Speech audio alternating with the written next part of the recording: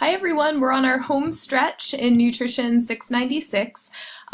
Anthony brought to my attention this morning that you guys couldn't see the table in the assignment for the final process and outcome evaluation.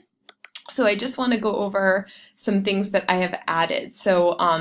I added a Word document in case you can't see this table in the process and outcome evaluation assignment over here in terms of the steps in the evaluation and standards for effective evaluation. So if you still can't see this, here it is. But also let me know if you're having trouble seeing part 4 and I will try to fix it. I'm still learning, this is my first year using Blackboard, so I'm still sort of learning what I can see and what students can see because often they're very different things. So please let me know if you can't see any of this or if any of the links don't work, and I will make sure that I fix it or send it to you through email individually, all right?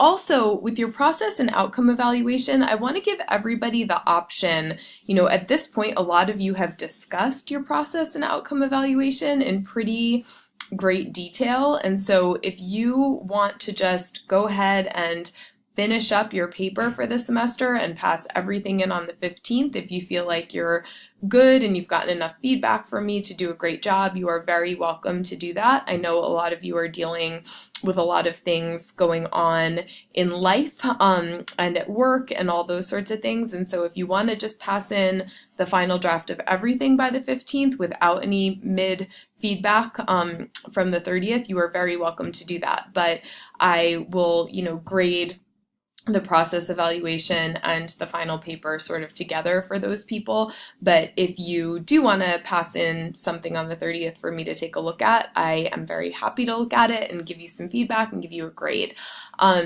So if we go back to the weekly and unit content and take a look at your final paper, in your final paper, what you're going to do is just combine all your work from the fall through the spring for a final paper. So you're just going to take everything you did with the statement of the problem all the way through your evaluation and pass that in. So you might need to make a few tweaks from the beginning of the semester.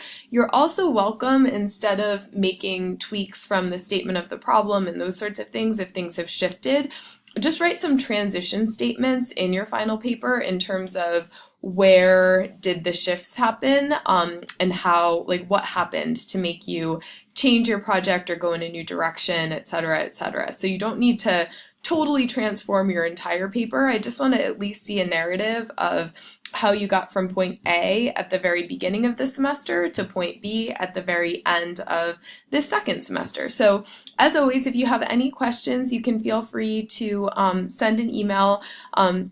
That's probably the best way to get in touch with me, and I am happy to ask any questions. I'm happy to look at rough drafts of things if people have them for me, and if you still have some more things to pass in before the final paper, just get them to me as soon as you possibly can. All right, have a great day, everyone, and please let me know if you need any extra help. Take care. Bye-bye.